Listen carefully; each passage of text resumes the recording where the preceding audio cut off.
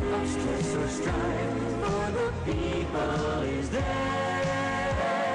Well, folks, we're going on a detour from the phony glib, glitz, and glitter of regular commercial TV. Imagine a TV and radio network actually supported and guided by everyday Americans. People who, like you, are fed up, really care about their families, and want a chance at the long-lost American dream. The honest and hard-working citizens across the USA. The real heroes and heroines. Folks, this is your show. It's for the people. We'll help you survive this thing called life. We're for the people. For the people. For the people. For the people is there. Pearl Harbor Day for American labor. Hang on.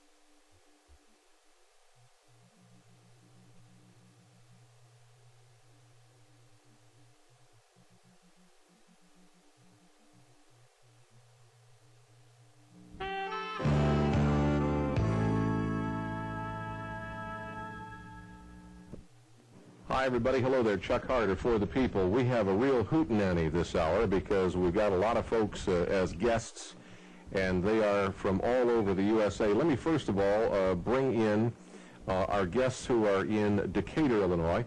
Let me push some buttons here. We've got from affiliate WSHY in Shelbyville, Illinois. We want to thank George Popkin there. We have President Roger Gates of the United Rubber Workers. And Roger, you're at Bridgestone Firestone in Decatur, correct? That's correct. Okay. We have Larry Solomon, President of United Auto Workers, Local 751, at Caterpillar in Decatur, Illinois. Larry? Yes. Good deal.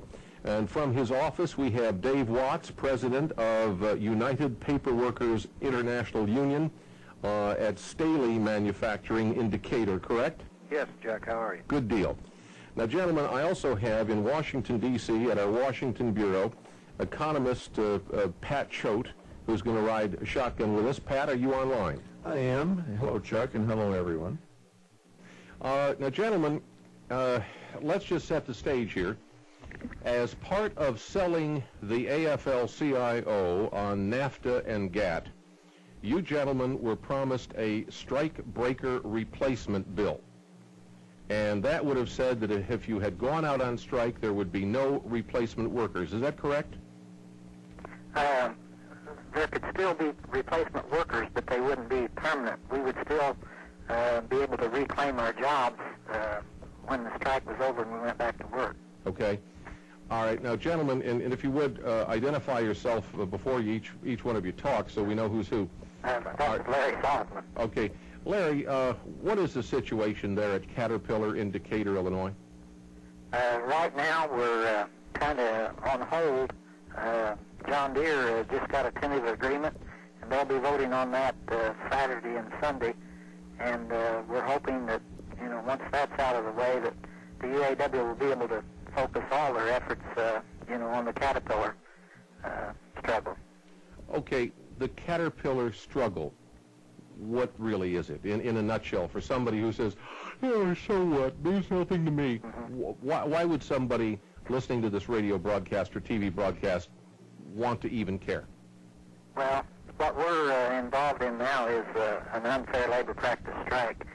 Caterpillar has had over 130 complaints issued against them by the National Labor Relations Board, and by all of the action that they've taken against the workers and against our union, we are out on the street trying to regain our rights. Okay. Roger Gase at United Rubber Workers, Bridgestone, Firestone. What is the story I hear? Is it just a rumor that they want you to work on July 4th? Well, that's part of it. You know, just basically July 4th and any holiday. They want the right to have you work, and it's mandatory that you work if you're scheduled. And they want to basically take those holidays and move them to Christmas for a shutdown. So you'd actually be working the holidays at their demand for straight-time wages even. Now, the thing that hurts the American workers at the Bridgestone Firestone plant in Decatur, Illinois, especially the July 4th issue, is that plant is Japanese-owned. Is that not correct? That's correct, yeah. And so this is really kind of, for the American worker, a miniature Pearl Harbor. Yeah, it is. And it just seems like everything we're going through is kind of a miniature Pearl Harbor. It just seems like we've been totally under attack, and they not only want a victory, they want to annihilate us.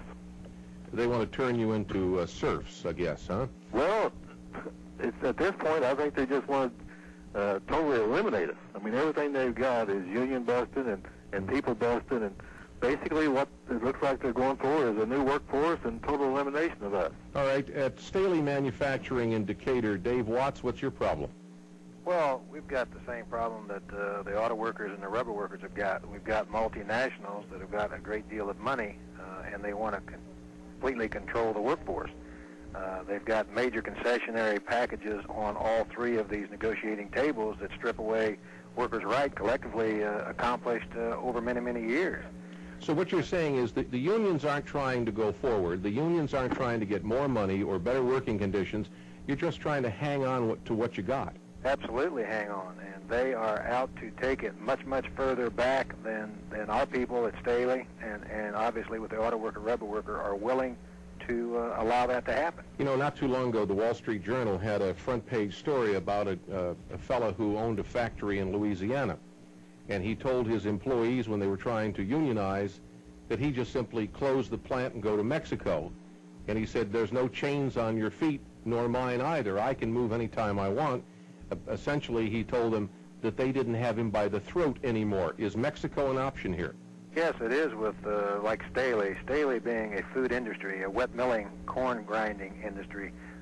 They are now building several in not only Mexico, they're building some wet milling plants, but also in Europe, Russia, and all of those countries, to where that is going to have a dramatic effect on our ability to stay competitive. They're going to just force you out. Hang on, gentlemen. We'll be right back. It was July 20th, 1993, 6 months to the day after Bill Clinton assumed the office of President of the United States. Deputy White House Counsel Vincent Foster Jr. was found dead at 6 p.m. in Fort Marcy Park, just outside of Washington, D.C. Before Foster's body had even cooled, the national media had already pronounced suicide as the cause of death. The American people might have shown more interest in Foster's death had they realized one thing. He was the highest-ranking federal official to die under questionable circumstances since John F. Kennedy.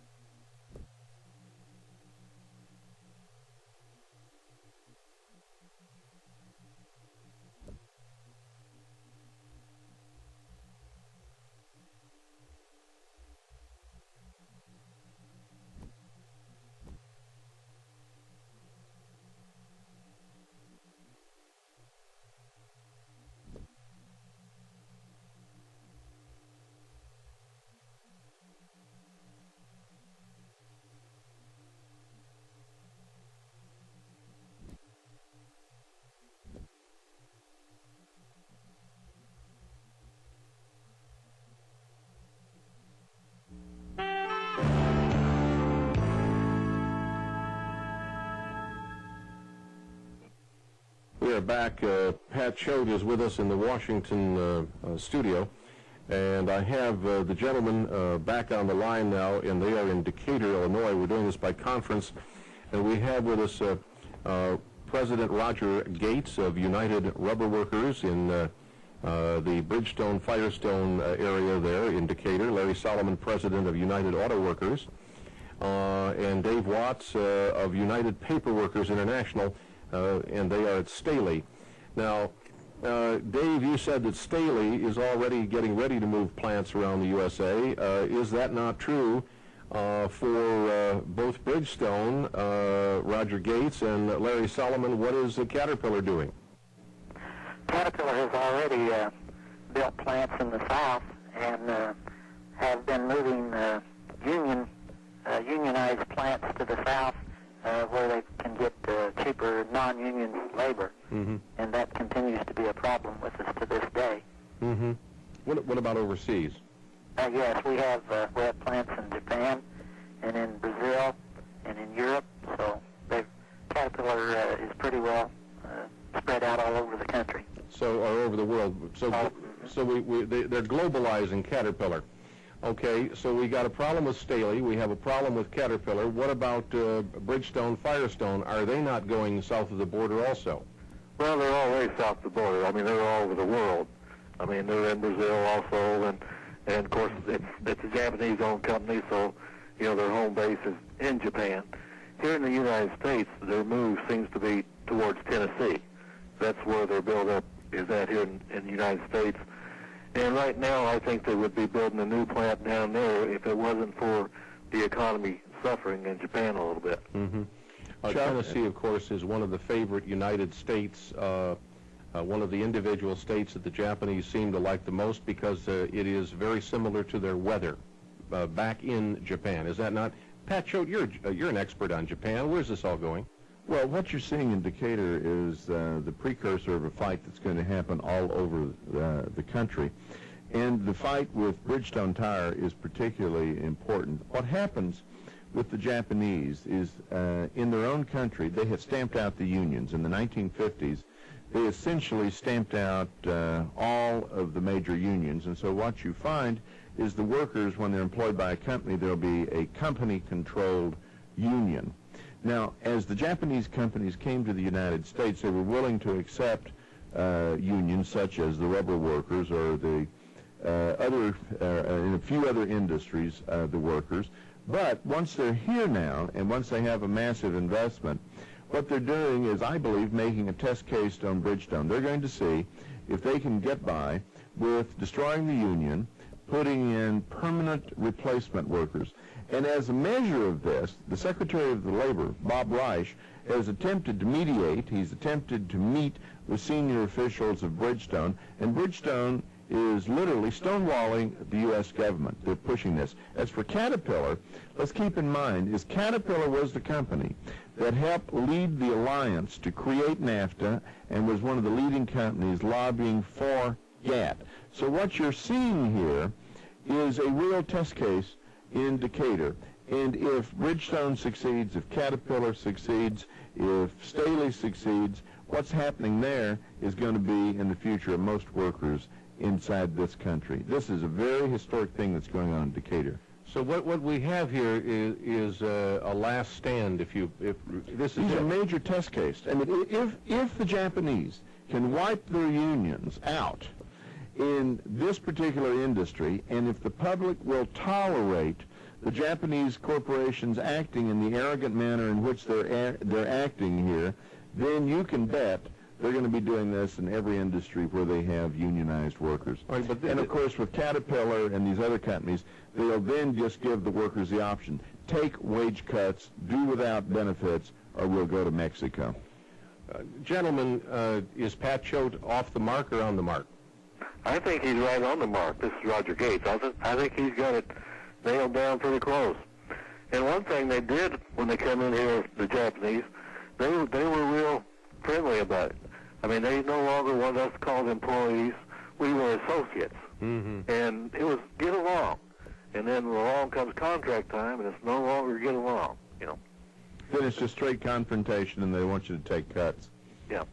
Chuck, Dave Watts with the Lockdown Paper Workers. It's obviously the same case with us. Ours is a British-owned firm out of London, Tate & Lyle, and they have got the same agenda as what the Bridgestone Firestone workers do, and that's to bust our union. And they're getting by with things here that they can't get by with in their own homeland. But Caterpillar is also a global corporation now, and from what I can determine, the all-American Caterpillar's got all kinds of global-only parts in it, does it not?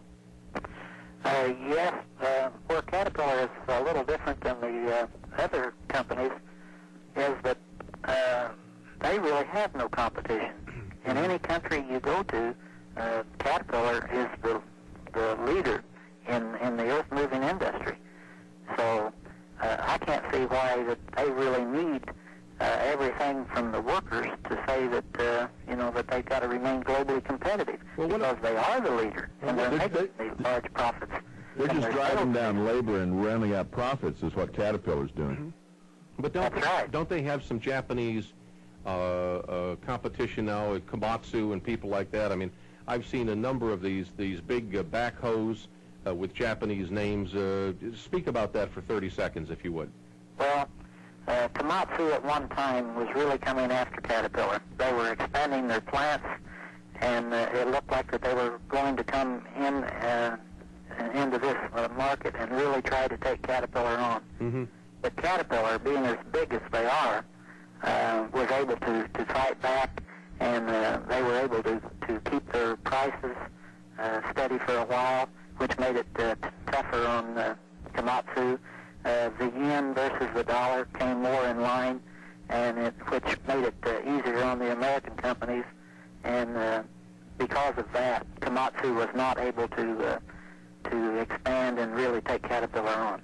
Well, ladies and gentlemen, we have three gentlemen here who obviously are not just the typical stereotype of the dumb union boss. These are guys who understand the economics of it all. We're going to rejoin them and Pat Choate and talk about the last stand, perhaps, for American labor right after this.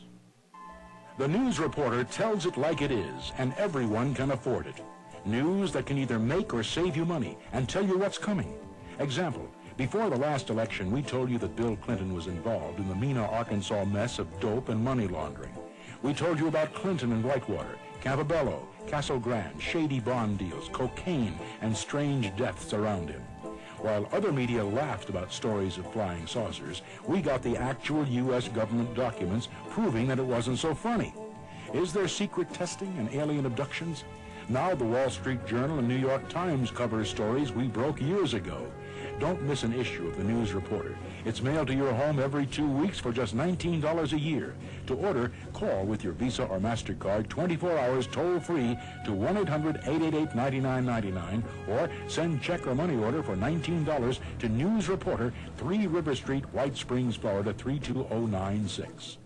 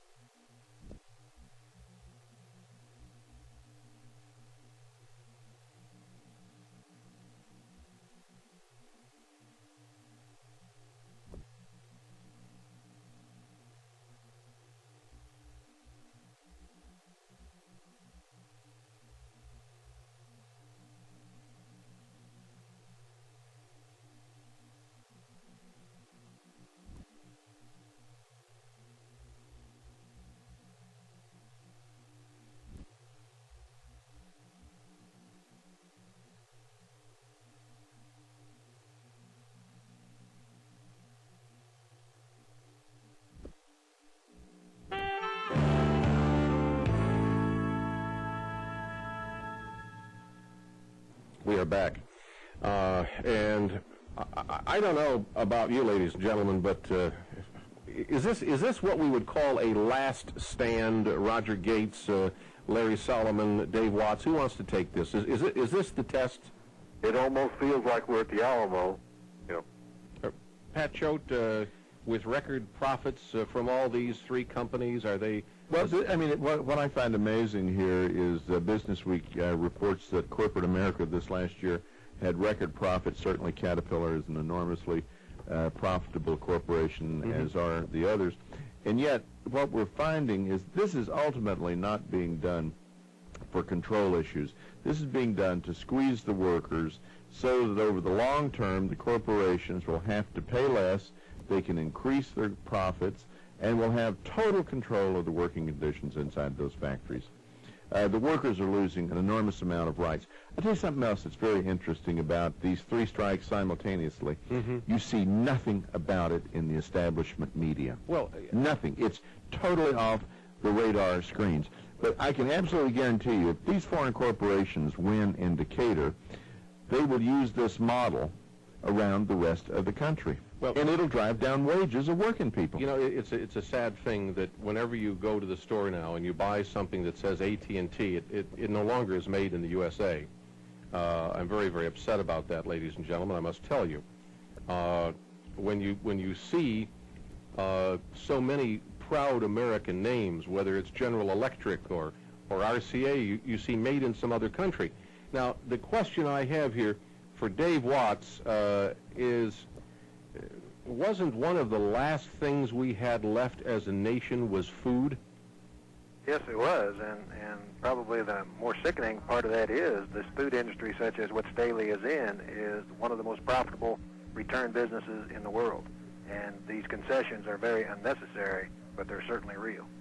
Well, the foreign investors really don't care about the American worker. All they want is just a healthy return. And if they can beat you in a strike, it's just more money in their pockets to go back to London or back to Tokyo. Let's be honest about it. Okay, but if Japan is able to get the American worker to turn their back on the 4th of July and say, I've got to go work for my Japanese boss on the 4th of July, take it or leave it, isn't that also a real ego point for the Japanese? Sure, of course it is. It's a... Well, what do the union guys say about it? I mean, how do your fellow members look at each other and say, yeah, we're going to go to work and we're going to lose face. We're going to do what the Japanese masters say to do. I mean, I don't want to sound like I'm racist, but the point of it is you have here some type of a move to compliance which doesn't have to be done. An American company, I don't think, would get away with that in Japan. I don't think so either. That's one of the things that helps keep us strong here with our battle with Bridgestone Firestone. It's just we're going to try to maintain some kind of dignity. And when we go back to work, we plan on going back to work with our heads held high, you know, and not crawl back into that plant. But the point of it is this is for American labor, whether it is Staley, which is a British outfit, whether it is Bridgestone Firestone, which is a Japanese outfit, or Caterpillar, which has become a global corporation. This is truly a Pearl Harbor for American labor. Now, my question is, isn't what we're seeing here a move by the global corporations to tell the worker that they essentially are, number one, disposable, number two, replaceable, and number three, if they want a job, they better be compliant? Isn't that what we see here? Chuck, Dave Watts, that's Yeah. actually what we've seen at Decatur. We've been on lockout for over 20 months with Staley, and they first came in with a major concessionary package, said take it or leave it, and if you take it, if you don't take it, we're going to push you to strike. We chose not to strike. They threw it at us again, and seeing how we wouldn't buy it, they've locked us out. It's accept it one way or the other, but either way it goes, they're going to do it. Pat Joe, where is this going to go from your viewpoint, and then a 30-second wrap-up from the gentleman?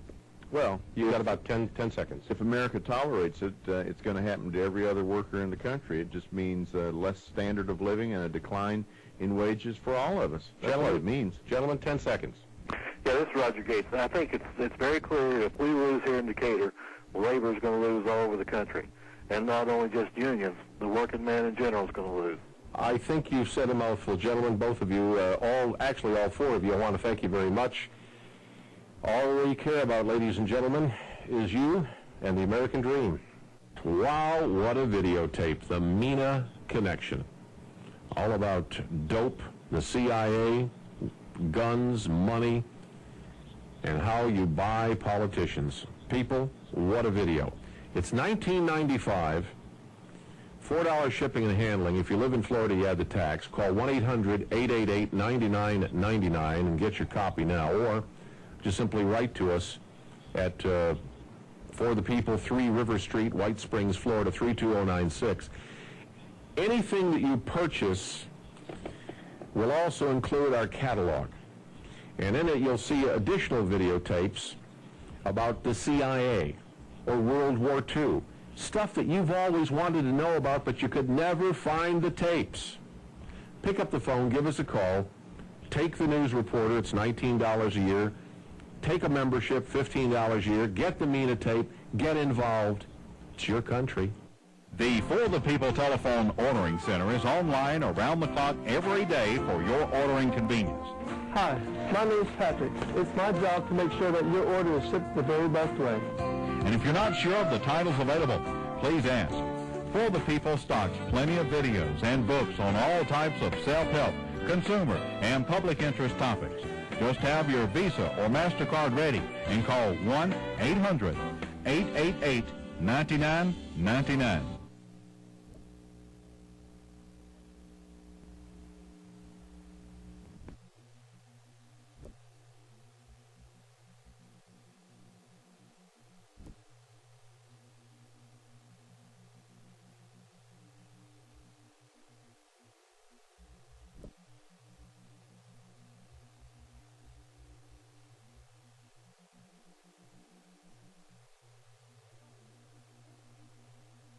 Well, have you paid your taxes, huh? This is a book all about a man who just thought it was wrong. He was a tax protester, still is. He's in hiding. According to many, many reliable sources, they tried to kill him. They've certainly tried to arrest him. His name is Tupper Saucy. What happens to a man who fights the Internal Revenue Service all the way down the line? And how does he survive after he goes into hiding? I Rode with Tupper is the name of the book. It's about Tupper Saucy, the tax protester that is still on the loose. It's $14.95 plus $3 shipping and handling, and you ought to read it. It is just an awesome book. My comment, I'm no fan of a system that is infested with many mean-spirited and shallow bureaucrats. It's a mess. Read about this. I Rode with Tupper. Call 1-800-888-9999.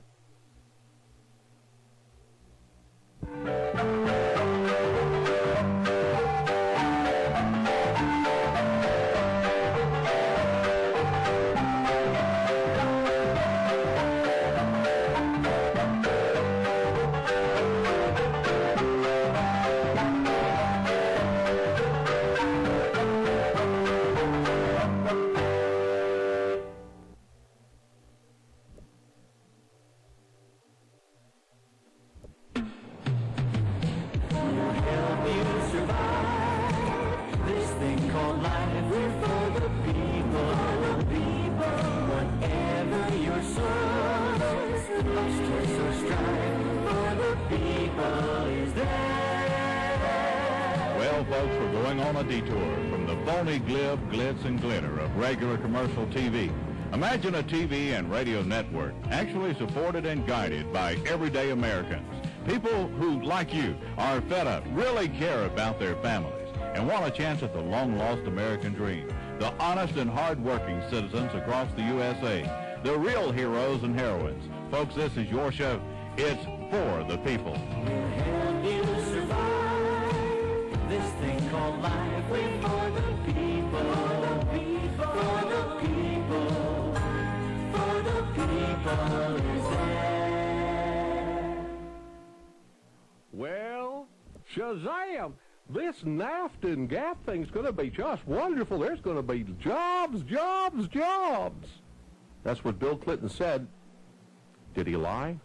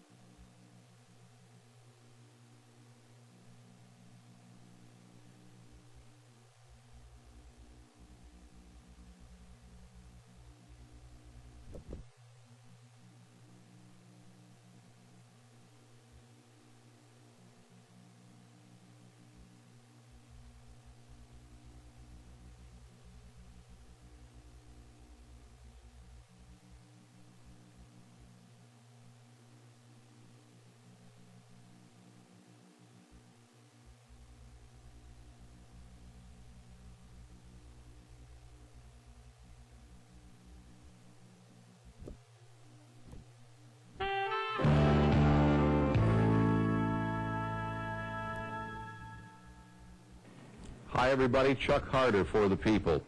The United States of America was built on the 30-year mortgage. It is a premise that things will be very much like today tomorrow. As a matter of fact, it was built on the premise that if you and your family bought a house and took on a 30-year mortgage, that you would be able to pay that house off after 30 years of work. You might probably retire from the same factory, and you and your family would have a lovely life for that 30 years. And at the end of 30 years, you would have paid off your house, and you might be close to retirement, or you might be, maybe in your 50s and able to put some money away, or however it worked out.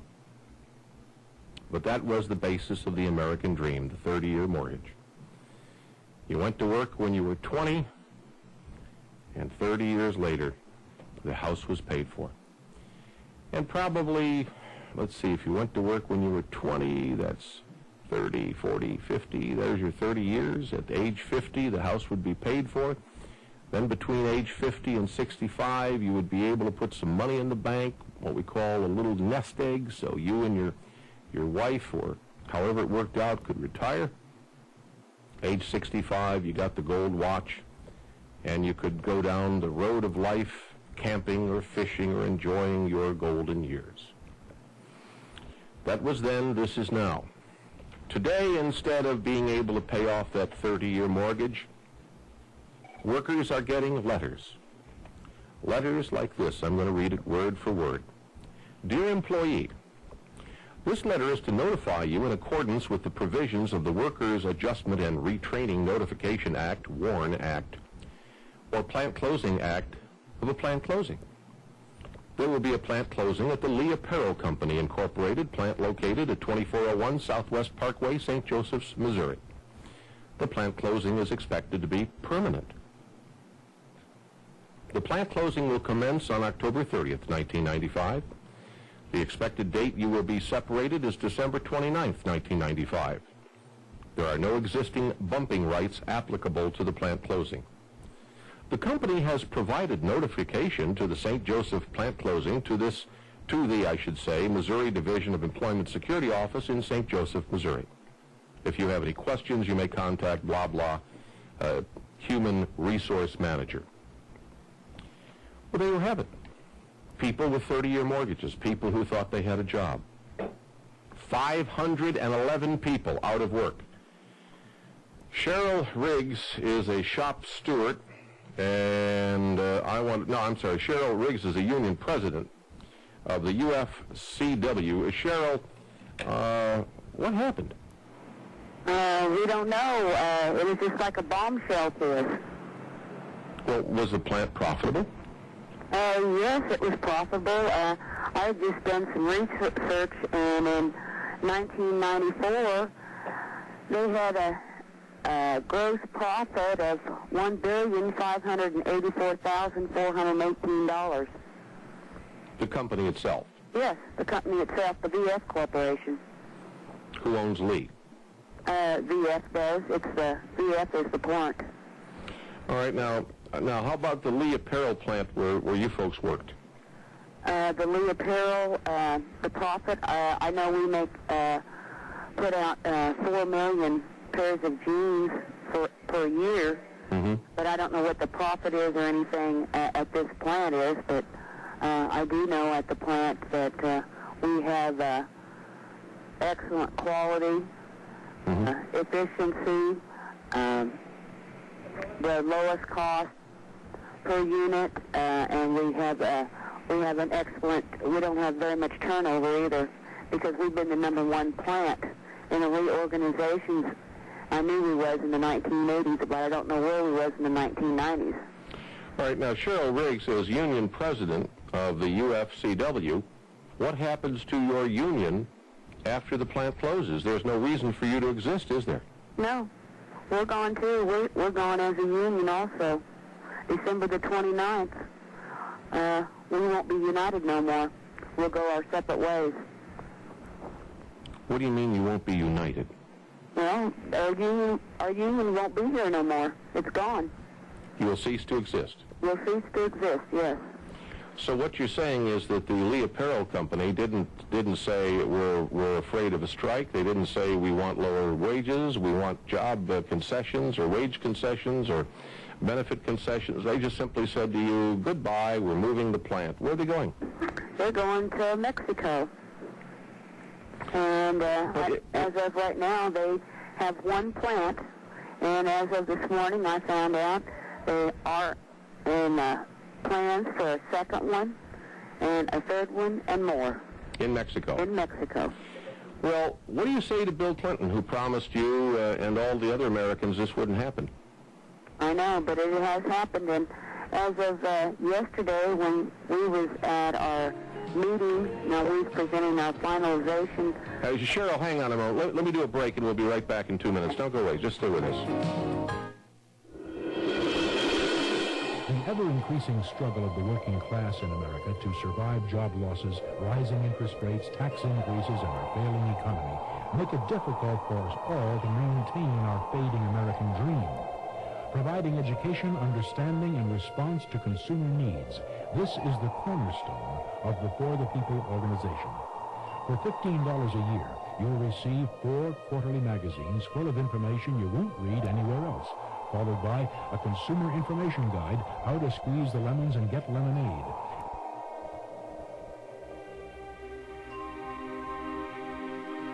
To become a member, send $15 to Member, 3 River Street, White Springs, Florida, 32096. MasterCard and Visa orders, call 1-800-888-9999. Stretch those hard-earned dollars. You earned them. Keep them. Join For the People now.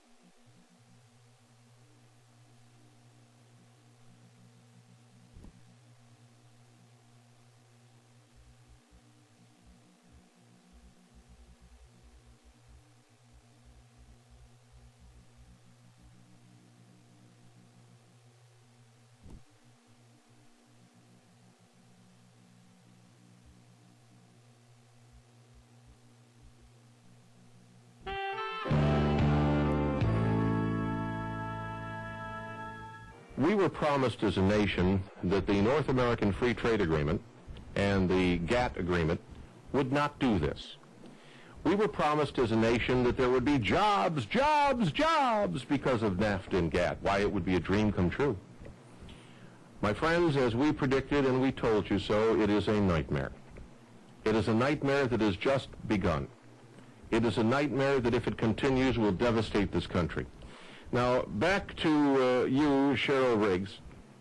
You're telling me that they didn't even negotiate with your union. They just simply closed the factory, pulled the plug, right? Yep, that's what they done. They just pulled the plug. All right. Let me talk to shop steward Tim McCoy for a moment. Tim, I know you're coming on the phone now. Can you hear me? Hello. Yeah, Tim, Chuck Harder.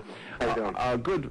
Tell me, if you would, the 511 people who are now out of a job, what are they going to do to make their house payment and their car payment and what have you in the future? What is the future for these people? As far as in this community, it's hard telling. There aren't too many jobs here, especially for 511 people. The people here at this plant were used to making such a substantial wage that the community here doesn't have the jobs that we're used to, the income that we have. So they either take minimum wage jobs or a lot of them are going to have to relocate. What kind of jobs will be available for those folks? Will there be any at all? We have had some companies call in that have a few openings. I mean, there has been some companies in the community that have come through and said they have openings, but I'm sure there's not 511 of them.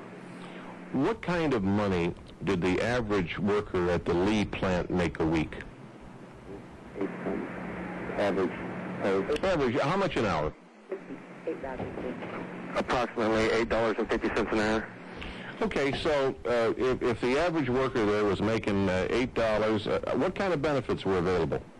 We had our health. We paid 15% of our health. The company paid 85%. And that was through Humana. So you had health benefits. We had just gotten in a dental program just a couple months back. You're talking about people with a gross pay of about $340 a week, probably a take-home pay of about $260, $270 a week. Depending, yeah, close to it on the average. So with take-home pay, and that's the only thing to buy groceries with, folks, is take-home pay, say $260 a week times 52. We're talking about a take-home pay of $13,520 a year. Certainly nothing in comparison to Michael Eisner of Walt Disney, who makes 200 and some odd million a year, is it? Not even close. Now you have to remember, a lot of these people are single parents, bringing up 1, 2, 3, 4 kids by themselves, and this was their only means of income. Or, for instance, my wife and I both work here. This is our only means of income. We have a lot of couples that work here. This was their only means of income. Well, but what that means, and correct me if I'm wrong, Tim, it means that you're going to have to go on welfare if you can't find another job, and that means all of the other taxpayers of the United States of America, one way or another, are going to pay. One way or another, thanks to NAFTA and the federal government. Why did this happen, in your opinion? In my opinion, they can make more money by paying less in another country than they are here. They're doing it. It's greed, corporate greed. Did anybody ever consider the social cost, the economic cost, what it's going to cost the taxpayers through increased crime, increased welfare, and what have you, and the devastation of your community? Did anybody ever think about that, do you think? Oh, I have no idea. In my opinion, I don't think they're worried about anything but padding their pockets. Let me ask you a very honest question. Did you ever think it would happen to you? No. I've seen it on TV. I've seen it happen everywhere else. I never thought it would, I'd be mixed up in something like this. You know, I've been warning people about this for years, and the big media calls me a crackpot. And other people who still have a job have called me all kinds of names because they thought it couldn't happen to them. What would you tell them? I would say pay close attention to what you're purchasing, read your labels, find out where it's made by American, or you're just putting American people out of jobs. We don't stick together. Now that it's happened to you, what else would you tell America? That it can happen to them? It can happen to anybody, anywhere, at any time. Nobody's success, or everybody's at risk. Everybody. What are the people at the plant talking about now that they know that in a few months they will be out of work? What to do, where to go, what kind of help we have, what kind of assistance that's going to be available. But who pays for that assistance? The taxpayers, right? Yeah. We'll get unemployment, but unemployment's going to run out if we can't find a job. But the federal WARN Act allows for money to be paid to you because your factory's going to Mexico, which means the American taxpayers will be paying also for the cost of you losing your job, won't they? Right. And this is all thanks to the federal government. Well, my friend, it is thanks to some very, very greedy people that's correct. Who control the federal government. That is right. This is supposed to be a country run by the people. Well, those couple people that are in office in the federal government that are running it, I guess they're doing it for themselves. My friend, you have just said about everything there is to say. We'll be right back with more. Don't go away.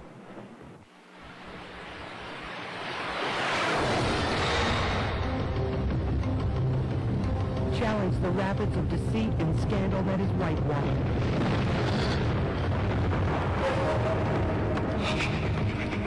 From the editorial pages of the Wall Street Journal comes a briefing on Whitewater edited by Robert L. Bartley. A collection of informed opinion about Whitewater broadly defined, including commentary on the BCCI scandal that in some way seems to overlap. For $14.95 and $4 shipping, you can order Whitewater.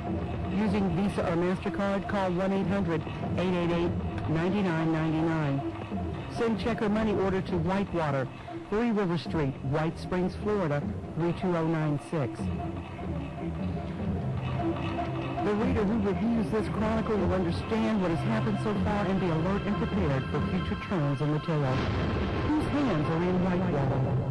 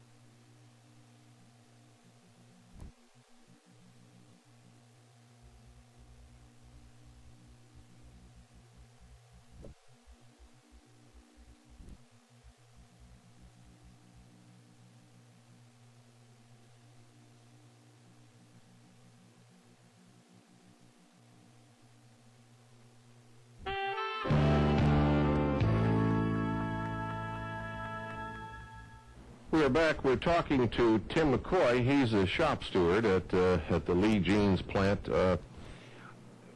Has there been any talk about the employees trying to buy the factory? I've heard a couple of rumors about that. But if they did, how would you be able to sell your output? Because, you know, the big chain stores wouldn't buy just the output of one factory, would they? No, they wouldn't. It's just wishful thinking. An idea somebody had. Well, it's a lovely idea, and if you had mom and pop stores left around the United States, if there were small family-owned retailers, you might be able to do it. The problem is the giant retailers have their sources of supply, and those sources of supply have just simply changed to Mexico. Exactly. Let me ask you this question. The local newspaper, the local radio and TV stations, what are they saying? Actually, they've been really helpful. They've given us a lot of publicity. It's hard to tell. It's sometimes when I sit and watch or listen, it gets emotional, and you just have to turn it off or turn away. Do they understand who did this? Do the local media, the local newspaper and broadcast organizations, do they explain to the listeners and to the viewers that this is done to you by government policy?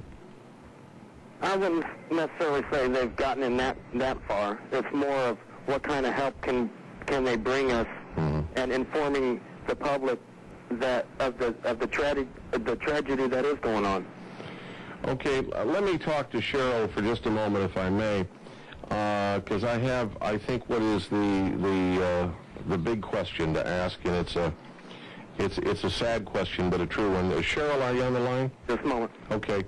Let me talk to Cheryl Riggs, and when she comes on the line. Hello. Cheryl, hi. A question, if I may.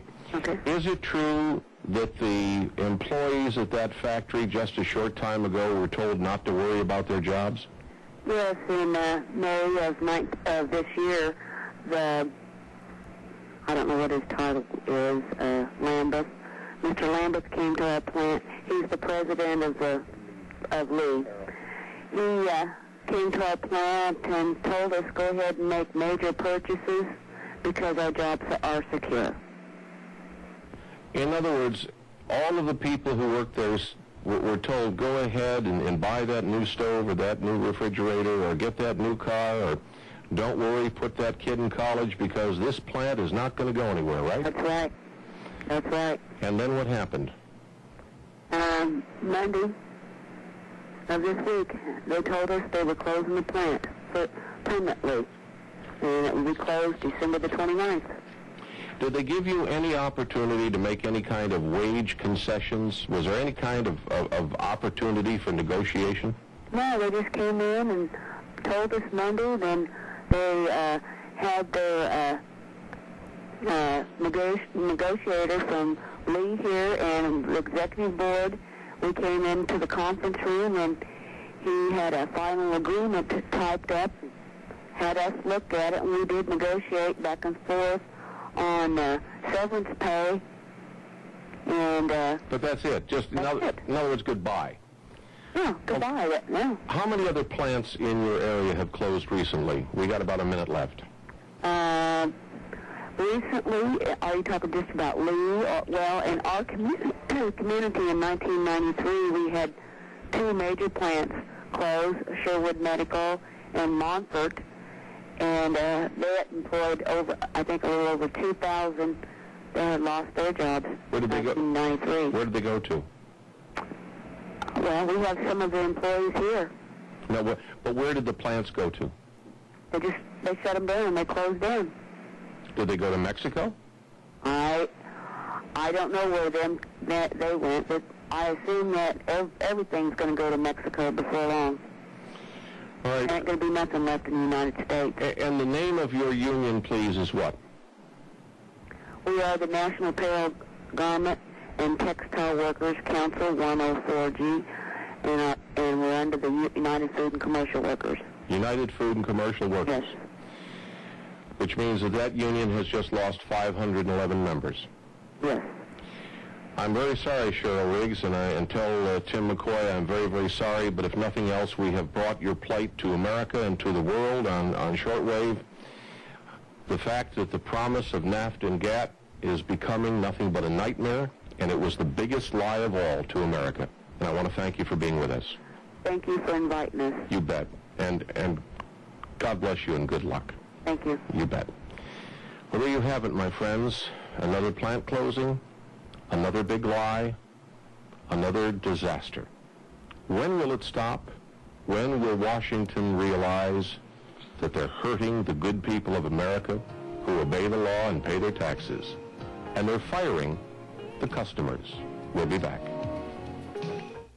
Thank goodness for the alternative press, because here is the Packwood Report. It's the official indictment of Bob Packwood. Here's a man that's so crooked that we think when he dies they may have to screw him in the ground. A man who loved corruption and who laughed about it, who wrote to his diary that he loved to sell out to the highest bidder. It is all here in the Packwood Report. I want you to get a copy of it. It's $10 and $3 shipping and handling. You can call right now and order it at 1-800-888-9999. That's 1-800-888-9999. How could he be so arrogant? Well, I'll tell you. He knew that he was going to retire and make $100,000 a year even after he was caught. Something's wrong in Washington, folks. Read the book. The For the People Telephone Ordering Center is online around the clock every day for your ordering convenience. Hi, my name is Patrick. It's my job to make sure that your order is shipped the very best way. And if you're not sure of the titles available, please ask. For the People stocks plenty of videos and books on all types of self-help, consumer, and public interest topics. Just have your Visa or MasterCard ready and call 1-800-888-9999.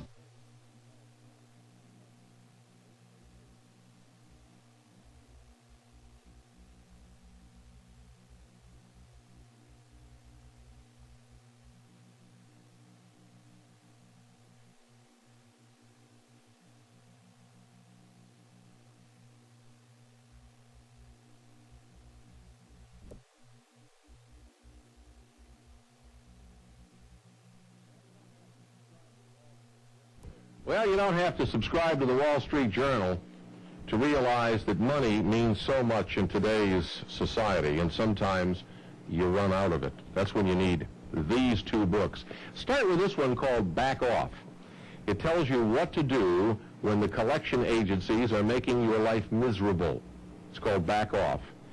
It's written by Benjamin F. Dover and trust me, folks, it's the book they don't want you to read.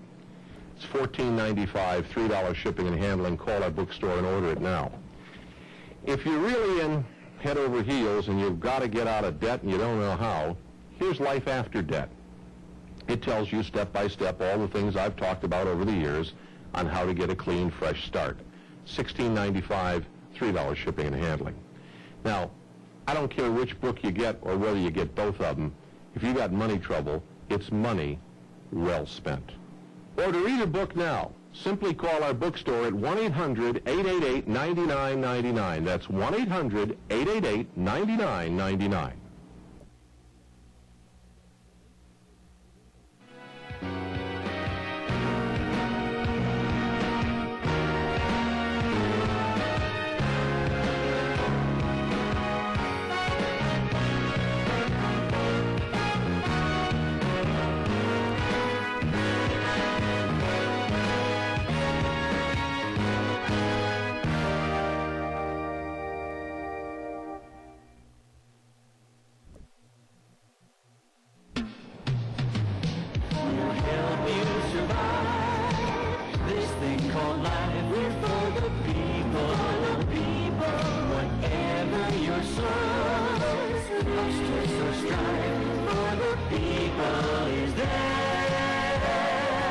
Folks, we're going on a detour from the phony glib, glitz, and glitter of regular commercial TV. Imagine a TV and radio network actually supported and guided by everyday Americans. People who, like you, are fed up, really care about their families, and want a chance at the long-lost American dream. The honest and hard-working citizens across the USA. The real heroes and heroines. Folks, this is your show. It's for the people. We'll help you survive this thing called life. We're for the people, for the people, for the people is there. The government is crazy. Watch.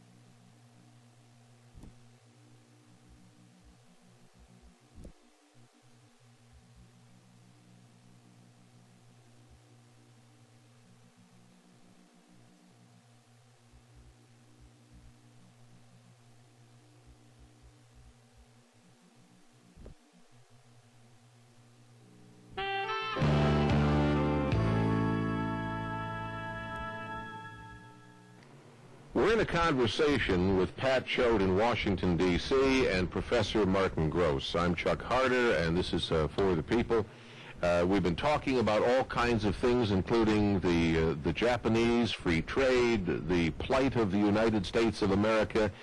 And now, Martin, you may want to run with this ball. How are we going to revitalize this country? I'd like to see massive public works and rebuilding factories and tariffs and things like that, but maybe I'm nuts.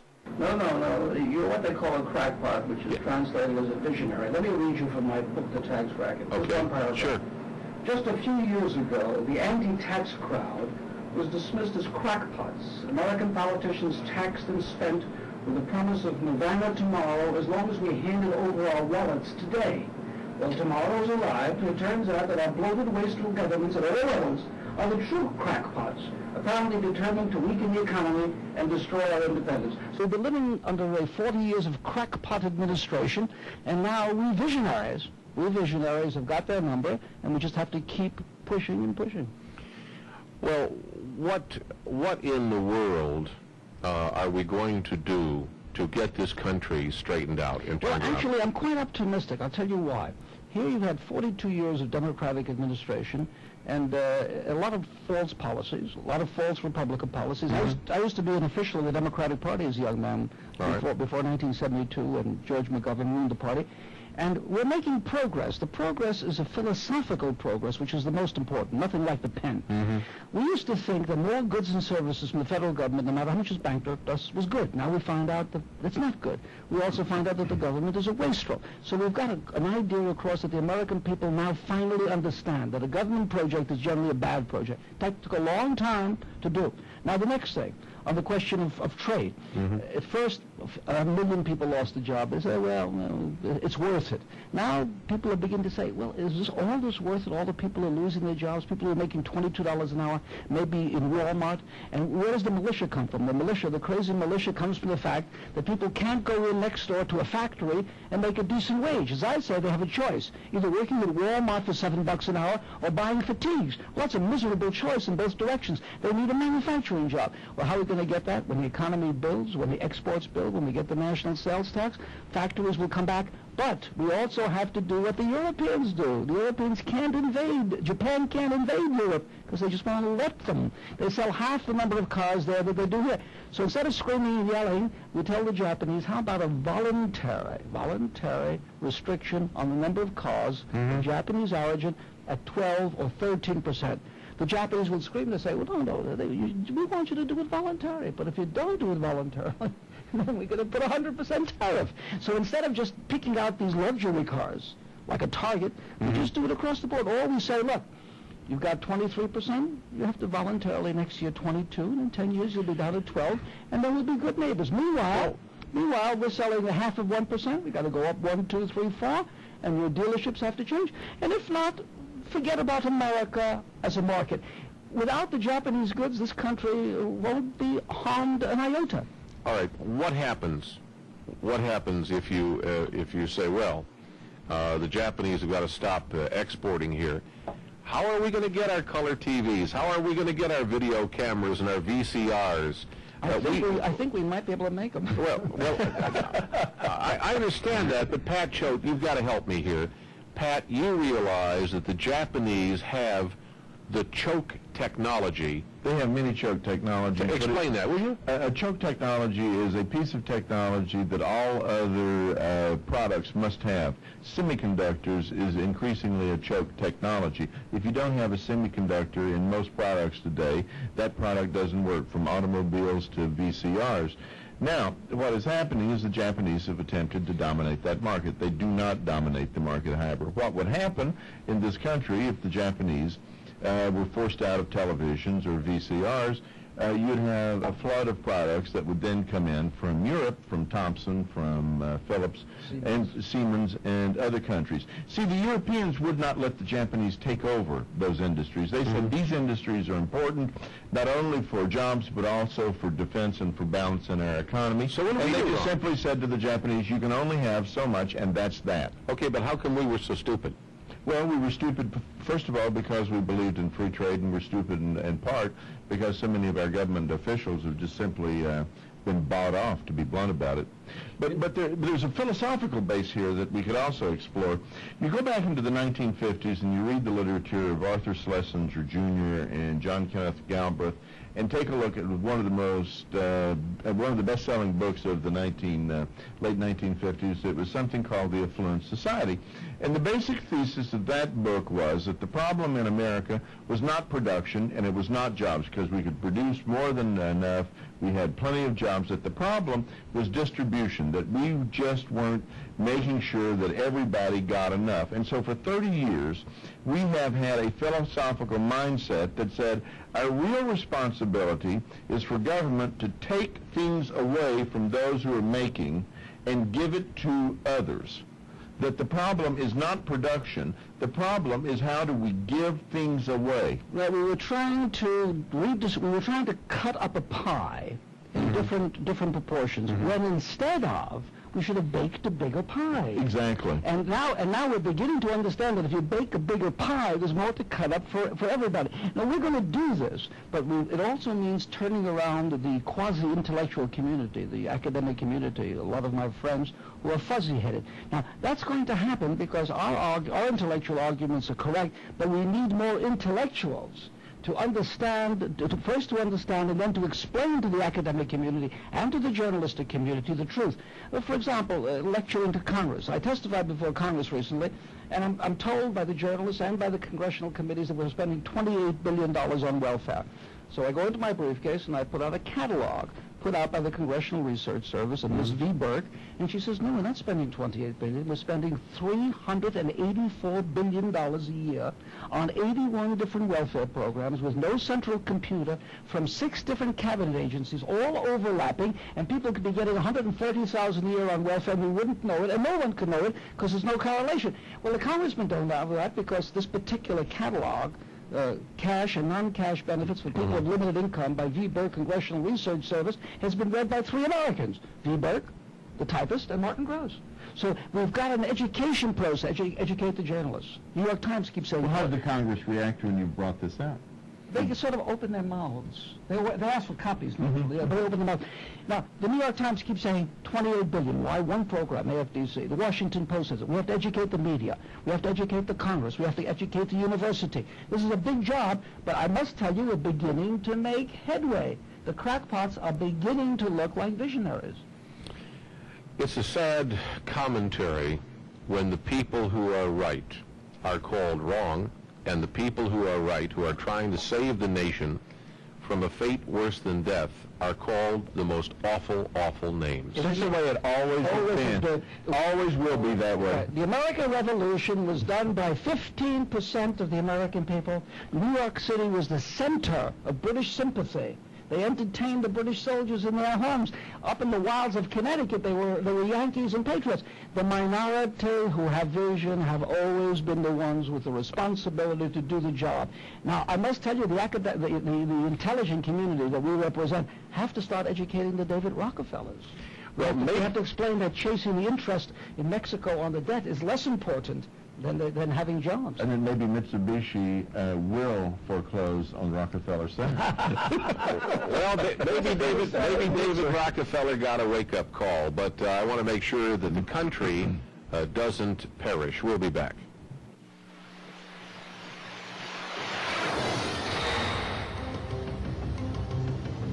Challenge the rapids of deceit and scandal that is whitewater.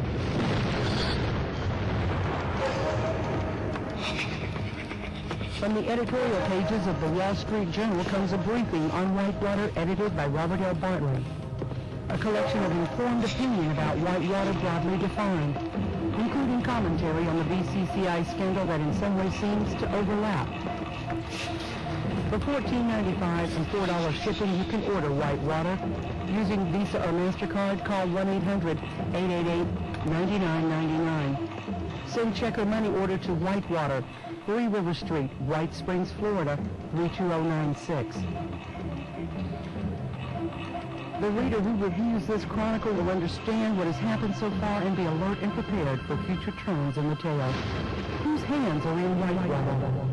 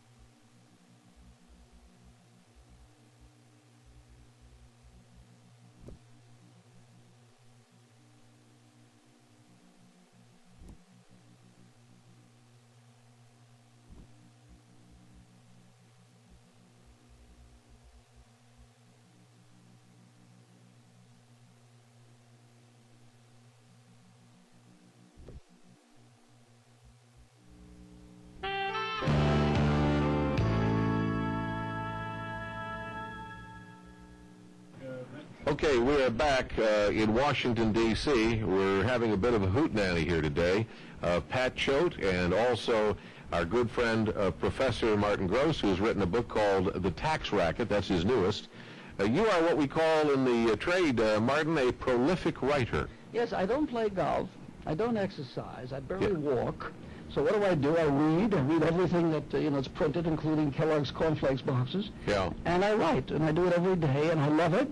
I'm in the middle of a new book, which is a hardcover book, an examination of the entire American civilization, every single aspect, what's wrong and how to fix it. And then I'm going to be doing a book probably on free trade, and I'm going to be doing it on Wall Street, because America deviated from the Anglo ethic. I'm a Hungarian Jewish descent. My grandfather was in the Austro-Hungarian army. My father was born here. But I know that the Anglo ethic, Mr. Jefferson, Mr. Madison, is what built the country and set us on a direction. We deviate too far from that direction, you're not going to have it in America. Beginning around 1960, we developed some new anti-intellectual ideas which deviated. And we've got to just come back to our origins. Remember, it wasn't the Hungarians who made America, it was the Anglos. The Anglo ethic is a very powerful American Protestant ethic, very powerful situation. Jews fit in, Catholics fit in, blacks fit in, Hispanics fit in, but the ethic is the power. We've deviated from the ethic and we've got to get back. Henry Ford said, and he was no great intellectual, he said, I'll pay you $5 a day, which was extraordinary. And if I give you $5 a day, you're going to be able to afford to buy a Model T Ford. And that's a very simple equation, and it works. Pay them enough, they'll buy the American goods. Well, the other side of the coin, Martin, and no one has touched on this. Pat, I'd like you to chime in here. Nobody has sat down and talked about quality of goods. We just recently have been working with a little watch company in New York, okay? And they lament the fact that there are no more factories in the USA, there is no more production in the USA of watches, period, paragraph. You cannot get a watch movement made in the USA, even a quartz movement. They just don't make them here anymore. So this little watch company tries to have as much made in the USA as possible. They get the dials made here and some of the case parts and the chains and what have you. And they have to bring the movements in from either a factory in Asia or in the course of the pocket watch. They use a Swiss chronometer movement. But they do as much as they can here. And the man was telling me, he says, in watches, the American movements are the collectibles because they were the finest. But we've lost that entire business. How are we going to bring those kinds of businesses back? Pat, Marty? Well, first of all, we're going to have a trade policy whose primary goal is to advance the living standard and wages of American people rather than being used as an aid program to bring up the rest of the world. Remember, we use trade as a tool in the Cold War. The Cold War is over. Now the moment has come for us to change our trade policies to reflect that fact. But in truth, what is happening in Congress, with this administration, with many of our intellectuals, is they have not broken the Cold War mindset. And basically, that's what this whole argument is about, is what should be American policies, domestically, internationally, in the post-Cold War period.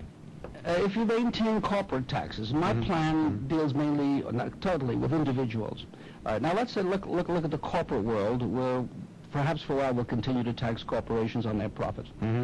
If we had a very simple tax policy, use the tax code to help America rather than hurt it, and you said that manufactured goods manufactured in America will get a lower tax rate than goods manufactured overseas.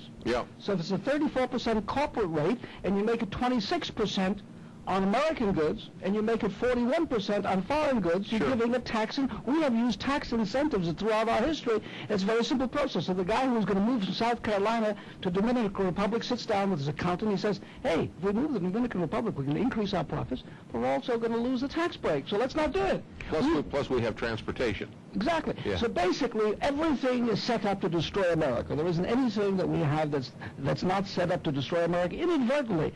A lot of it, I must say, comes with stupidity. We're not dealing with rocket scientists in Washington. One of the things... Or in the corporations. So many of the corporate CEOs are really worried about making those bonuses for the 4 or 5 years that they have left at the top, because most CEOs really don't get to that good pay until their last 4 or 5 years. And then the options, too. And the options. And so what happens is they're really thinking the short term. They're really not thinking about 10 years, 15 years. Right, and also, if they fire 10,000 workers, Xerox did, the stock goes up 3 points the next day. Right, hang the on. costs are going down. And the stock option goes up. And they make a tremendous profit off that by firing people. All right, but first of all, the old tax rules would have penalized them from making too much too fast. You know that. The old tax rules of the 50s, 60s. But let me not digress on that. We have forgotten an element here that I think is very important. When I was a kid, and the man came to the house to install a telephone, that telephone was installed in the late 40s, and when we left the home in the mid-50s, it still worked. And there was never any repair to it. It was exquisitely well made. And I'm sure that if I had that telephone today, it would still work. We made products that lasted. The average TV set, and I'm going back to the ones with the tubes, you know, not transistors, but the tubes. We kept a colored TV set when I was a kid 10 years. But Chuck, what has We don't happened? do that anymore. But here's what happens. I mean, the dump is full of cheap imports. No, here's what happens. Businesses are taught in business school that you compete on a combination of 6 factors: price, quality, service, innovation, marketing, and political advantage. Now, what happened in this country, to lower price, many of our companies lowered quality. But I think our companies got the message. What you're now seeing in this country, of those American manufacturers that are here and are still doing well, they're building quality that's the equal of anything in the rest of the world. And because of the weak dollar, our prices are the equal of anything in the rest of the world. Our problem is too often we cannot sell it in a global marketplace because other countries compete also on the advantage of a political advantage. In other words, they hold our products out. I can tell you, when I used to travel the Caribbean in the 70s, I knew that we were doomed on merchandise, because on all the little islands in the Caribbean, everything was from China, Japan, Taiwan, what have you. Nothing was from the USA except, I think, some roofing nails. But we can make quality products. I drive a 93 Mercury Grand Marquis. It's indestructible. Hang on, we'll be right back. I love them old cars. Molly Ivins said it best: the press's most serious failures are not its sins of commission, but its sins of omission. The stories we miss, the stories we don't see, the stories that don't hold press conferences, the stories that don't come from reliable sources. For whatever reason, political correctness, popular opinion, special interest, or big business, the mainstream media makes the decision about what you need to know. If you want the truth, the whole truth, and nothing but the truth about everything, from our questionable political leadership to health issues, the News Reporter is for you. Order a 6-month subscription for $10, 13 issues, or get a year's subscription, 26 issues, for just $19. Send check or money order to News Reporter, 3 River Street, White Springs, Florida, 32096. To order with Visa or MasterCard, call 1-800-888-9999. 1-800-888-9999. The News Reporter. We don't do OJ.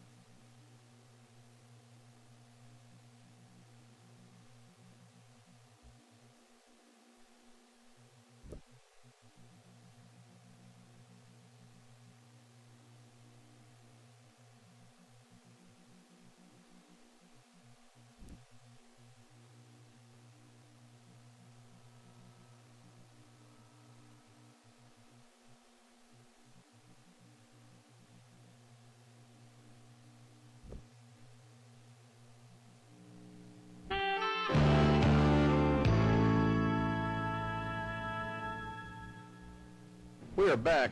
Pat Choate in Washington, and also we are delighted to have Professor Martin Gross. He's the author of the book, The Tax Racket, Government Extortion from A to Z.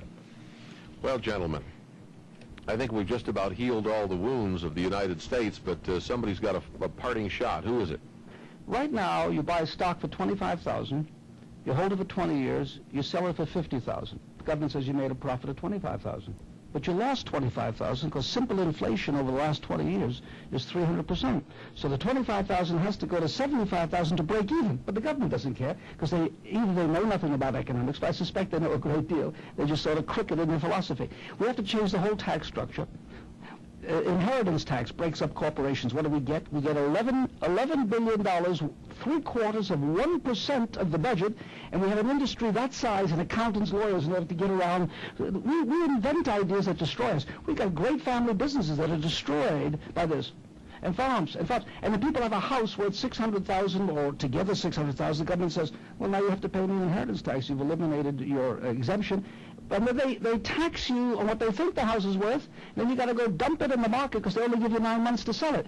The thing is not set up for the American people. I think there's about an 8 or 10 point program that we need to turn America around, and we're on the periphery of understanding, whether Republican or Democrat or independent. People are beginning to understand a number of the things, including eliminating the IRS, including changing the trade policy, including campaign election reform, including term limits, including balanced budget amendment. There are a number of things we must do. If we do them all, then we'll save America. Call our order center around the clock at 1-800-888-9999. Get this monstrously marvelful new book, The Tax Racket. Thanks, everybody. All the best. May God bless. It was July 20th, 1993, 6 months to the day after Bill Clinton assumed the office of President of the United States. Deputy White House Counsel Vincent Foster Jr. was found dead at 6 p.m. in Fort Marcy Park, just outside of Washington, D.C. Before Foster's body had even cooled, the national media had already pronounced suicide as the cause of death. The American people might have shown more interest in Foster's death had they realized one thing. He was the highest-ranking federal official to die under questionable circumstances since John F. Kennedy.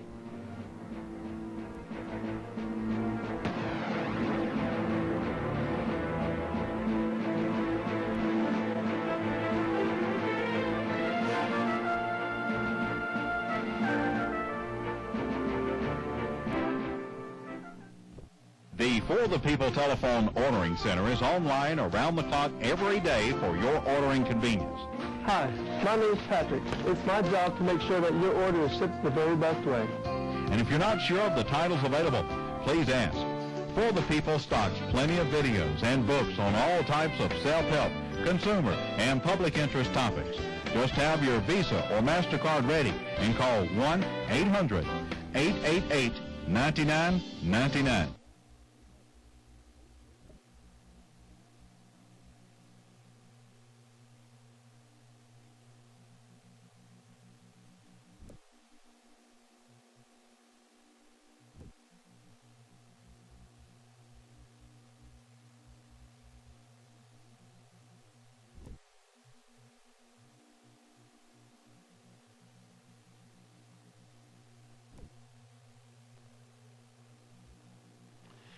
Well, here it is. It's the book. It's called The Tax Racket, Government Extortion from A to Z by Professor Martin Gross. Oh, this guy can write books, folks.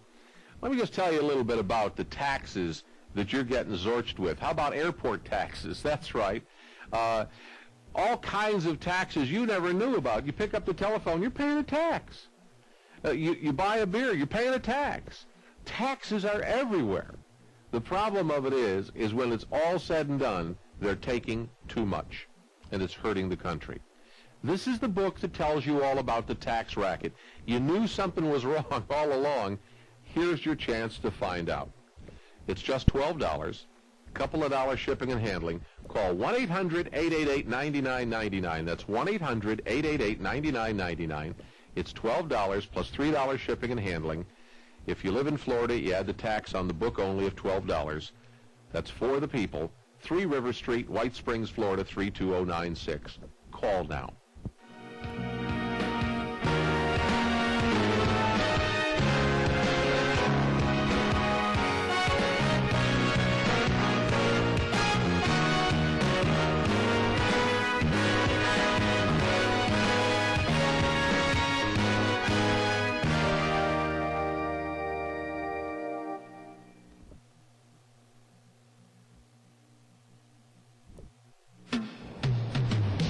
We'll help you survive this thing called life. We're for the people, whatever your sorrows, stress or strife, for the people is there.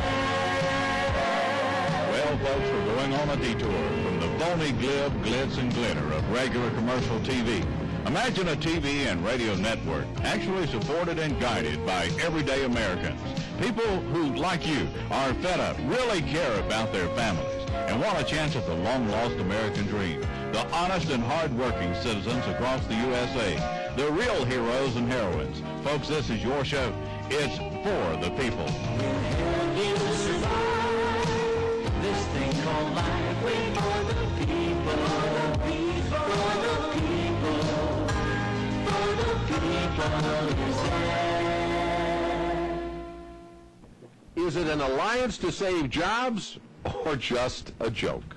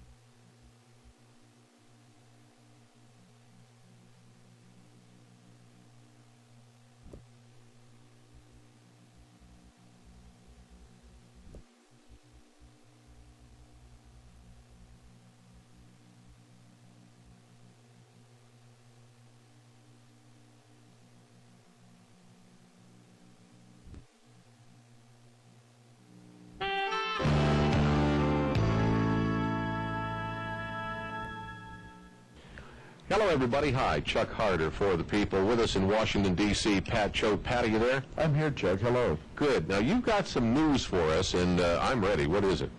I have two sets of news, Chuck.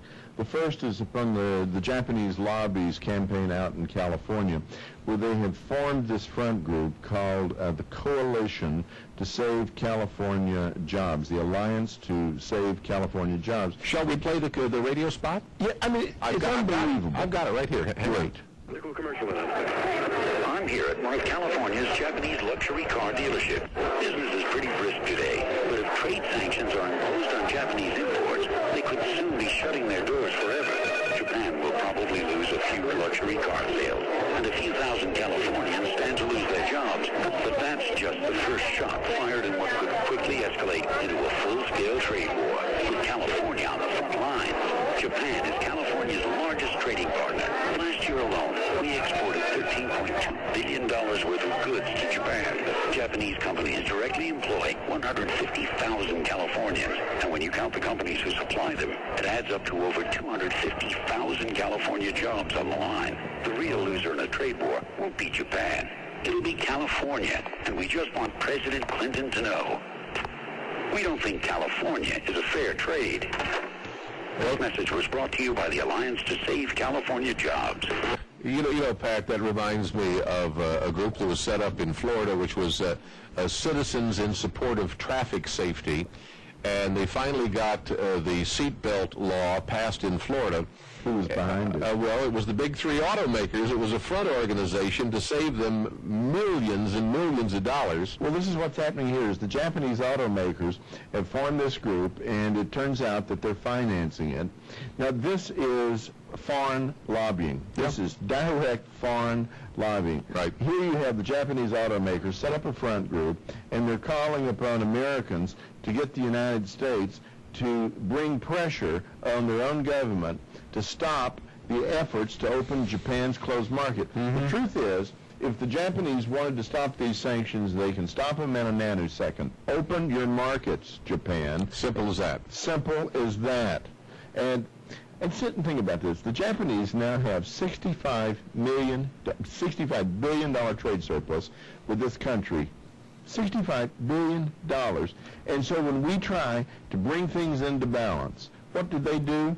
They set up a front group and start politicking here in this country. I believe that such activities as this should be made illegal. I mean, in my mind's eye, this is just as bad as our trade officials, Carla Hills, Bill Brock, and others, leaving office and then going to work for the Japanese. Well, first of all, they are just simply traders, and they know it, and we know it. But what this is really, this is an economic Pearl Harbor. If nothing else, if this doesn't wake up America to what is going on economically, that it is Pearl Harbor time, that we have lost the economic war to Japan, they know it, and unless we do something about it, it will be a disaster. They're just trying to hold the advantage. They're just trying to keep out our competitive products that provide jobs for our workers so that their workers can continue to make more money. I mean, at a minimum, Toyota, Nissan, Mazda, I say to those companies, put your own name on your own ads. Yeah. Quit trying to pretend that you're a bunch of Americans trying to defend America. You're just trying to save your own profits. Now, what they're really saying, ladies and gentlemen, is they want all the marbles. It's just like our timber industries have been told by the Japanese, hey, Yankee dog, all we want is your raw logs, and we want them cheap. We'll cut them up ourselves on our own sawmill ships. We don't want you to have those jobs. The Japanese are taking this country over without firing a shot. Well, they're strip mining, in effect, our national forest. Yep. They're paying less for these 200-year-old trees than you can go down and buy a simple hamburger at a McDonald's for. But sit and think about that. A tree, a full-grown tree with all of that lumber, and some of those trees, there's enough lumber there to build a house. They're buying them for less than the cost of a McDonald's hamburger. Not the cheeseburger, the hamburger. Because of the fact the U.S. government is subsidizing all of those operations. Well, we're not only subsidizing, our money is not only we're giving them, in effect, the timber, we're using our money to put the roads where they go in to take out the timber.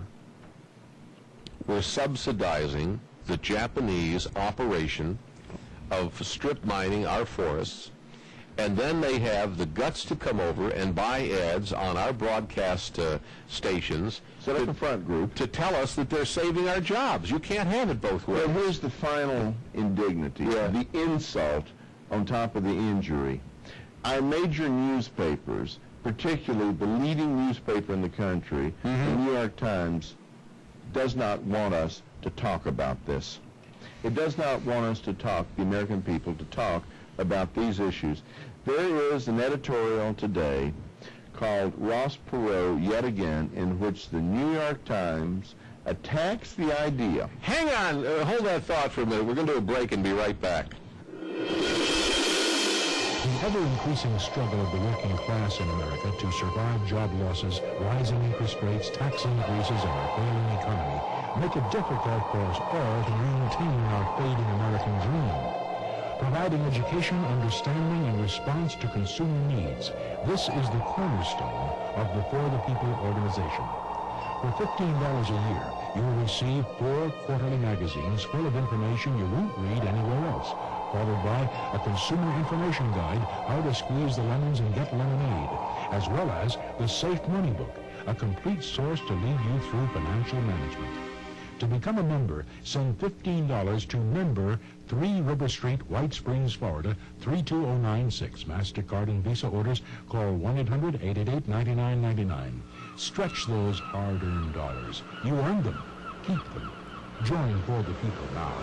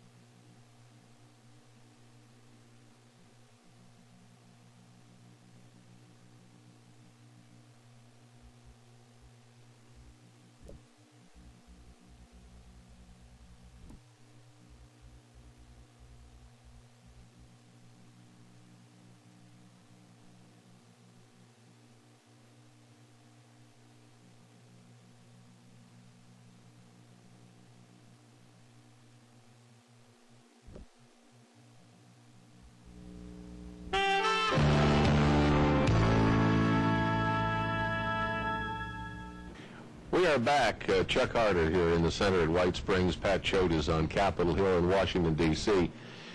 Well, you're talking to us about our friend Ross Perot, and apparently... Well, it's really not about Ross Perot. It's really about the New York Times saying that they think it's inappropriate for Americans, a group of Americans, to come together this summer in Dallas, Texas, and have a 3-day discussion of issues.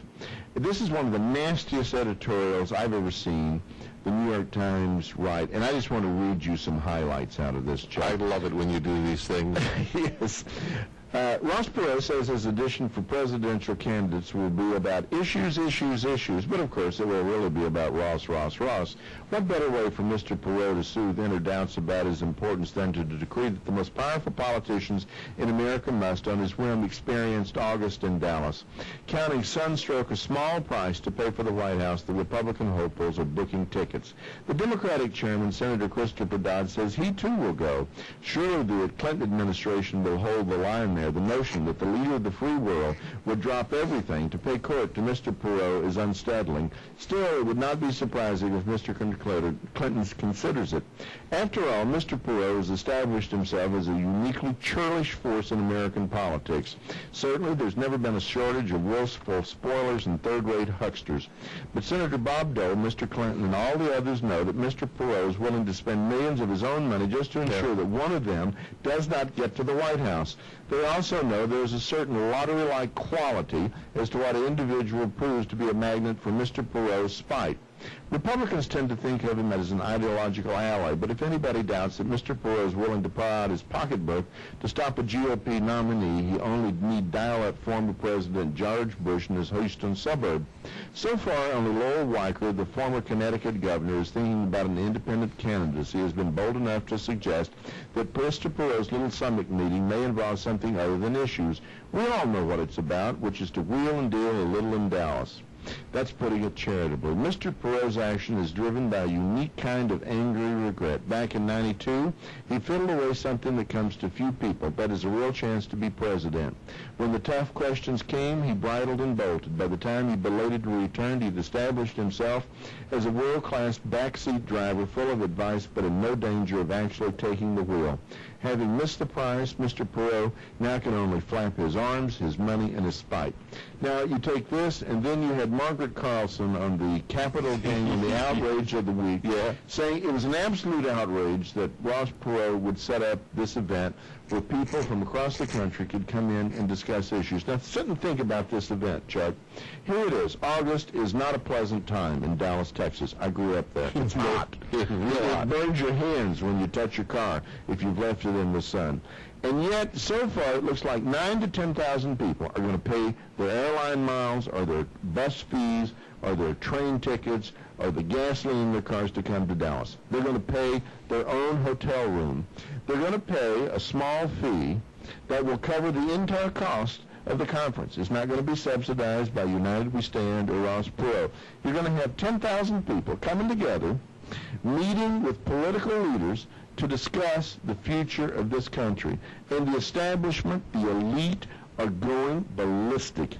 What they want is this kind of discussion channeled through the Republican and Democratic parties, which are controlled by the special interest, and they want the discussion of these issues to be reported by the New York Times, the Wall Street Journal, the Washington Post, where they can tell you what you should think.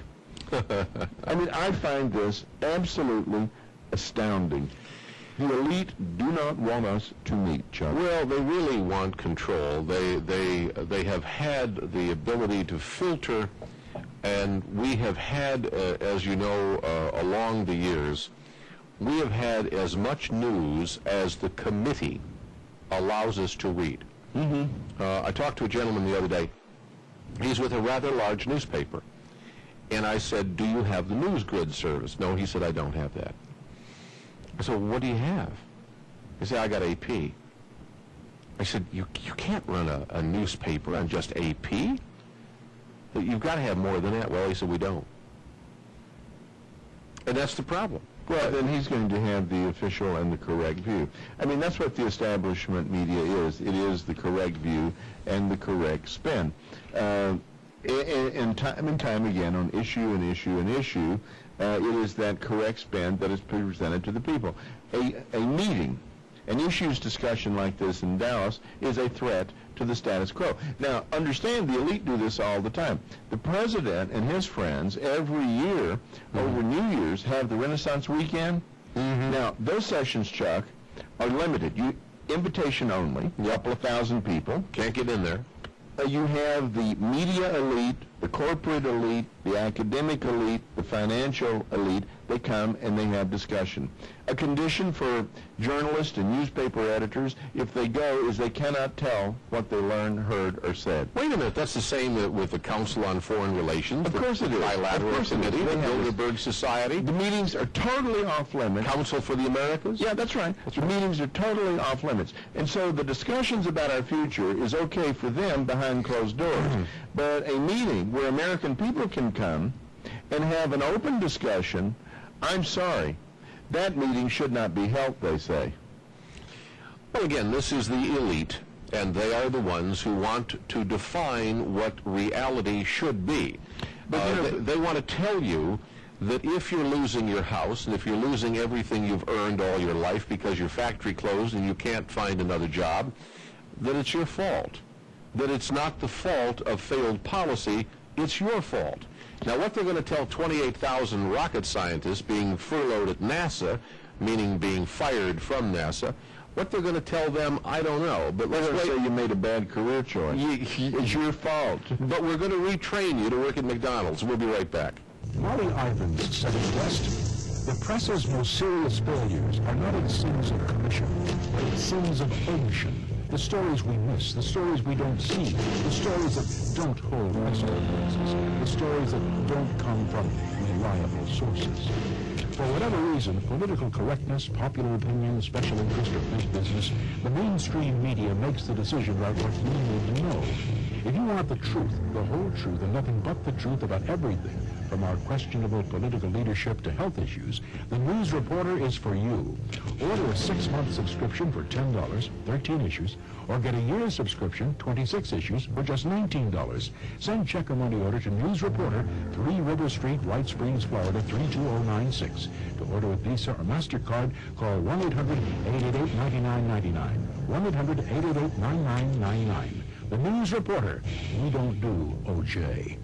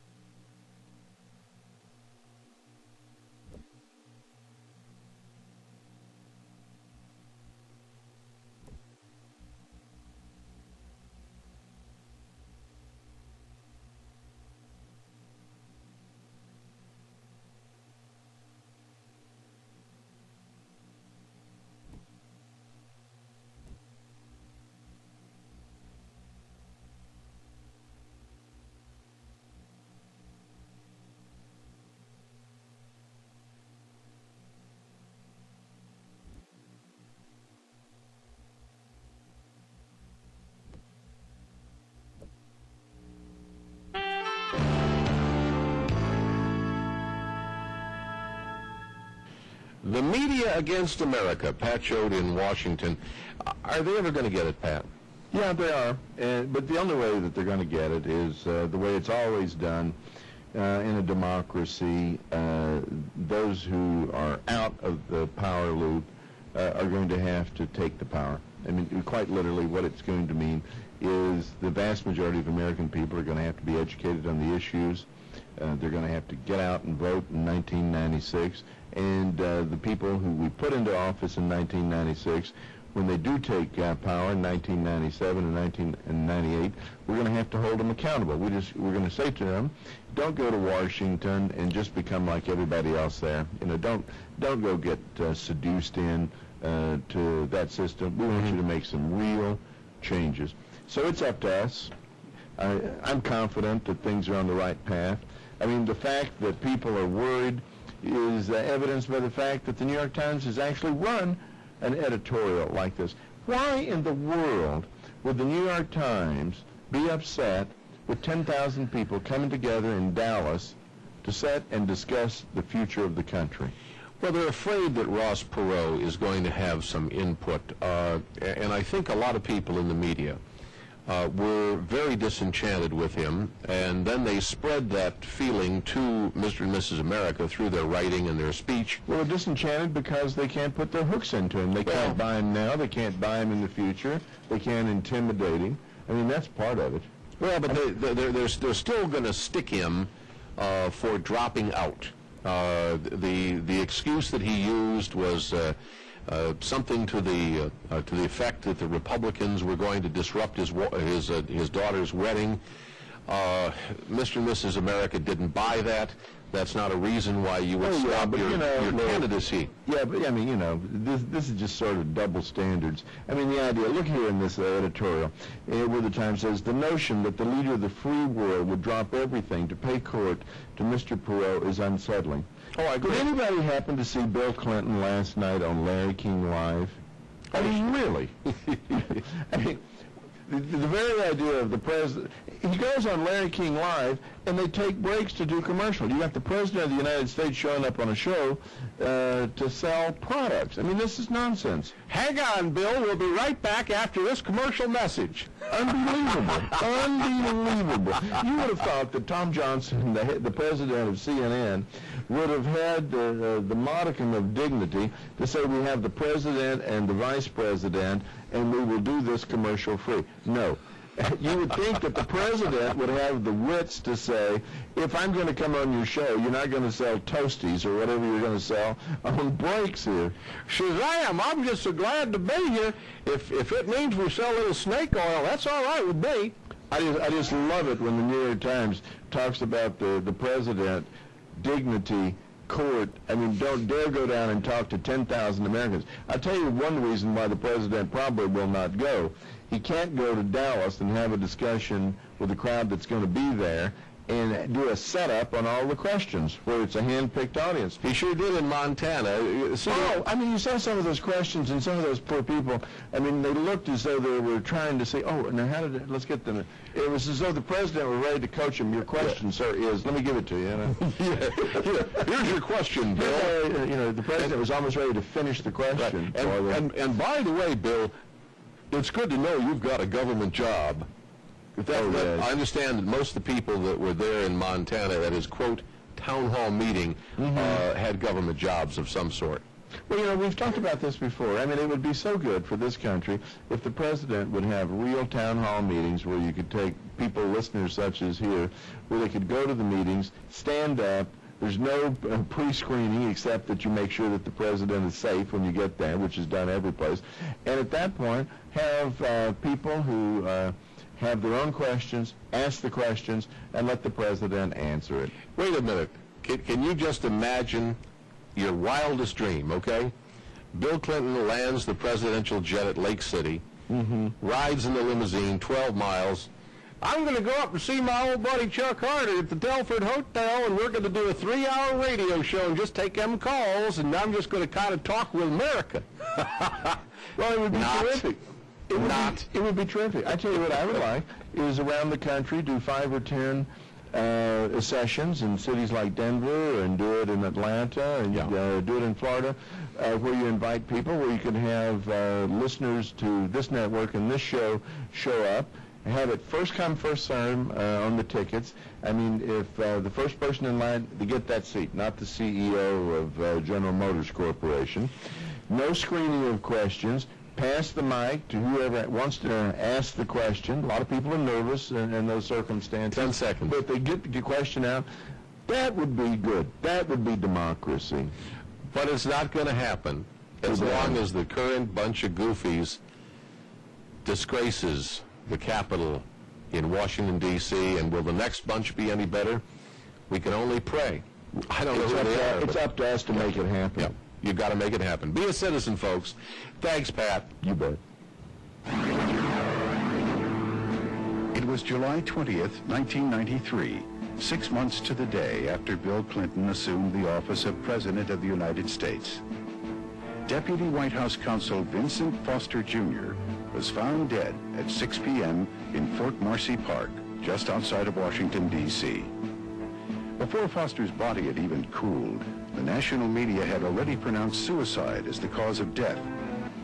The American people might have shown more interest in Foster's death had they realized one thing. He was the highest-ranking federal official to die under questionable circumstances since John F. Kennedy.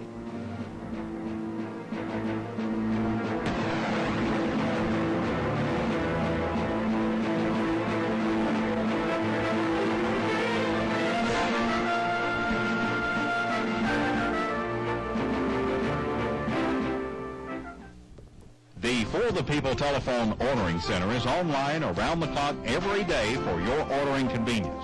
Hi, my name is Patrick. It's my job to make sure that your order is shipped the very best way. And if you're not sure of the titles available, please ask.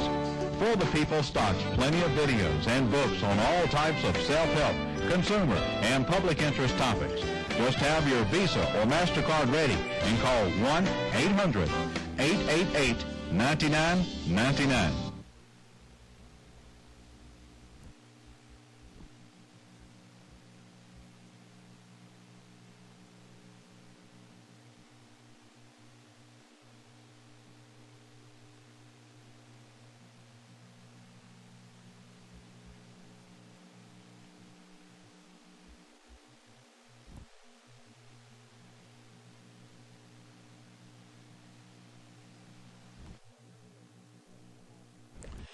Well, here it is. It's the book. It's called The Tax Racket, Government Extortion from A to Z by Professor Martin Gross. Oh, this guy can write books, folks. Let me just tell you a little bit about the taxes that you're getting zorched with. How about airport taxes? That's right. All kinds of taxes you never knew about. You pick up the telephone, you're paying a tax. You buy a beer, you're paying a tax. Taxes are everywhere. The problem of it is when it's all said and done, they're taking too much, and it's hurting the country. This is the book that tells you all about the tax racket. You knew something was wrong all along. Here's your chance to find out. It's just $12, a couple of dollars shipping and handling. Call 1-800-888-9999. That's 1-800-888-9999. It's $12 plus $3 shipping and handling. If you live in Florida, you add the tax on the book only of $12. That's For the People, 3 River Street, White Springs, Florida, 32096. Call now.